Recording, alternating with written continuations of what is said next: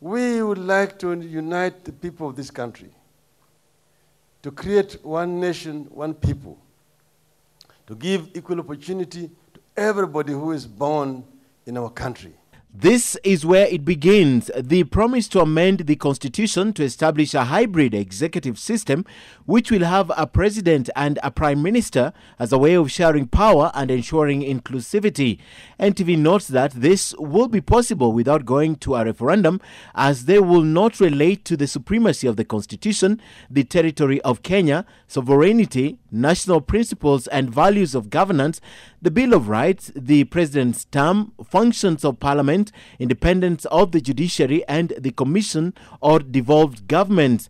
They are, however, bound to take time to implement, as a bill to change the constitution will take at least 6 months to pass in parliament. Then there is the issue of infrastructure, specifically the standard gauge railways. The SGR was conceived under the Grand Coalition government, and it was supposed to link Mombasa, Nairobi, Kisumu, Kampala, Kigali, and Bujumbura. It's now going to a dead end called Naivasha. It is true that the standard gauge railway was conceived as part of Vision 2030. However, a Vision 2030 progress report dated February 1st, 2013, a month before the election that year, indicated that there were ongoing consultations with the China Exim Bank for funding for Mombasa, Nairobi, Malaba, Kisumu standard gauge rail. This indeed confirms that the project was conceived during the lifetime of the coalition government and was a Vision 2030 project. So is the railway ending in Naivasha as suggested by NASA?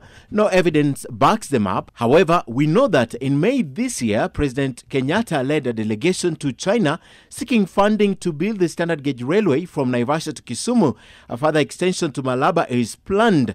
327 billion shillings has been spent between Mombasa and Nairobi, and 150 billion shillings will be spent between Nairobi and Naivasha. Based on this information, the railway will not stop at Naivasha. Finally, there is the proposal on education. Every year at Standard 8, KCPE, about 950,000 children sit for the exam, that is KCPE. Every year that they sit, about 250,000 do not transit to secondary school.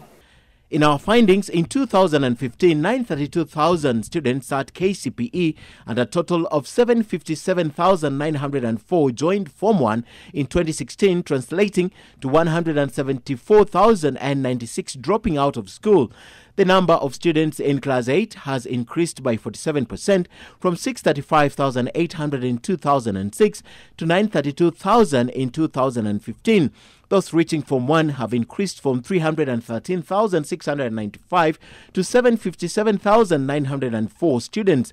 This means the number of students who did not transit to Form 1 have fallen from 322,105 to 174,096. Mudavadi's Class 8 estimate of 950,000 is close to actual figures, but his estimate for dropouts at the end of primary school is considerably higher than the current figures. His point on the number transmitting is, however, valid. Ken Mijungu, NTV.